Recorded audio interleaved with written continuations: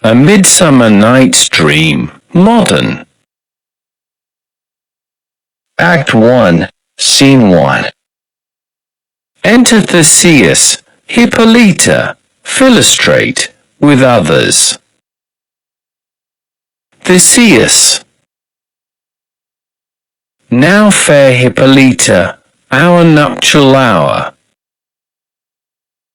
draws on apace, for happy days bring in another moon, but oh, methinks, how slow this old moon wanes. She lingers my desires, like to a stepdame or a dowager, long withering out a young man's revenue. Hippolyta.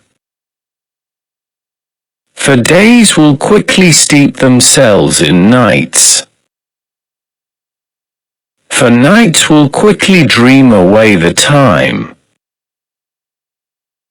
And then the moon, like to a silver bow,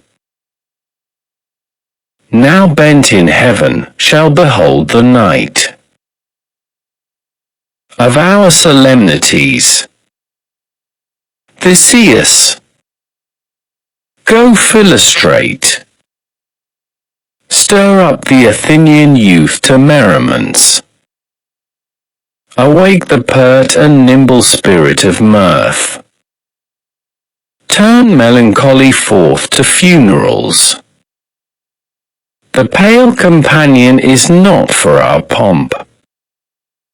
Hippolyta, I wooed thee with my sword, and won thy love doing thee injuries.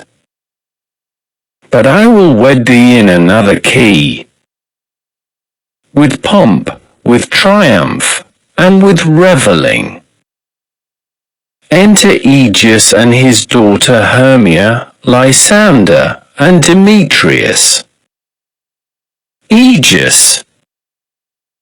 Happy be Theseus, our renowned Duke. Theseus. Thanks, good Aegeus. What's the news with thee? Aegeus. Full of vexation come I, with complaint against my child, my daughter Hermia. Stand forth, Demetrius. My noble lord, this maneth my consent to marry her. Stand forth, Lysander. And, my gracious Duke, this man hath bewitched the bosom of my child. Thou, Lysander, thou hast given her rhymes, and interchanged love tokens with my child. Thou hast by moonlight at her window sung, with feigning voice verses of feigning love, and stolen the impression of her fantasy, with bracelets of thy hair, rings, gauds, conceits, knacks, trifles, nosegays, sweetmeats, messengers of strong prevailment in unhardened youth. With cunning hast thou filched my daughter's heart, turned her obedience, which is due to me, to stubborn harshness. And, my gracious Duke, be it so she will not hear, before your grace, consent to marry with Demetrius. I beg the ancient privilege of Athens. As she is mine, I may dispose of her, which shall be either to this gentleman, or to her death, according to our law. immediately provided in that case. Theseus. What say you, Hermia? Be advised, fair maid. To you your father should be as a god, one that composed your beauties, yea, and one to whom you are but as a form in wax, by him imprinted and within his power, to leave the figure or disfigure it. Demetrius is a worthy gentleman. Hermia. So is Lysander. Theseus. In himself he is, but in this kind, wanting your father's voice. The other must be held the worthier. Hermia. I would my father looked but with my eyes. Theseus. Rather, your eyes must with his judgment look. Hermia. I do entreat your grace to pardon me. I know not by what power I am made bold, nor how it may concern my modesty, in such a presence here to plead my thoughts. But I beseech your grace that I may know the worst that may befall me in this case. If I refuse to wed Demetrius, Theseus, either to die the death or to abjure forever the society of men. Therefore, fair Hermia, question your desires. Know of your youth, examine well your blood, whether, if you yield not to your father's choice, you can endure the livery of a nun.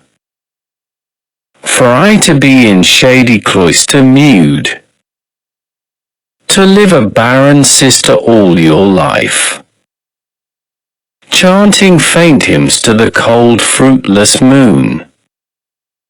Thrice blessed they that master sow their blood, to undergo such maiden pilgrimage. But earthlier happy is the rose distilled, than that which, withering on the virgin thorn, grows, lives, and dies in single blessedness. Hermia. So will I grow, so live, so die my Lord, ere I will yield my virgin patent up unto his lordship, whose unwished yoke my soul consents not to give sovereignty. Theseus. Take time to pause, and by the next new moon, the sealing day betwixt my love and me, for everlasting bond of fellowship, upon that day either prepare to die, for disobedience to your father's will, or else to wed Demetrius, as he would, or on Diana's altar to protest, for I austerity and single life. Demetrius. Relent, sweet Hermia, and Lysander yield thy crazed title to my certain right. Lysander. You have her father's love, Demetrius.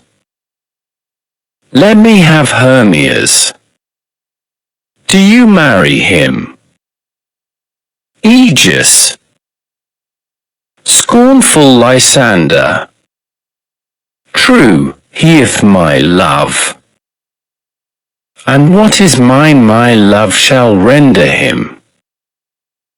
And she is mine, and all my right of her.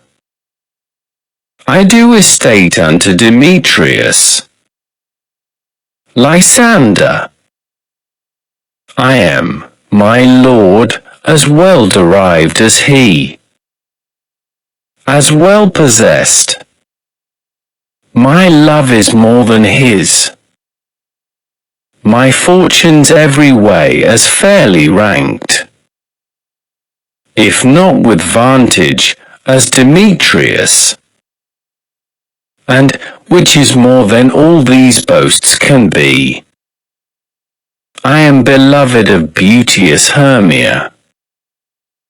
Why should not I, then, prosecute my right? Demetrius, I'll avouch it to his head, made love to Neda's daughter, Helena, and won her soul, and she, sweet lady, dotes. Devoutly dotes in idolatry, upon this spotted and inconstant man.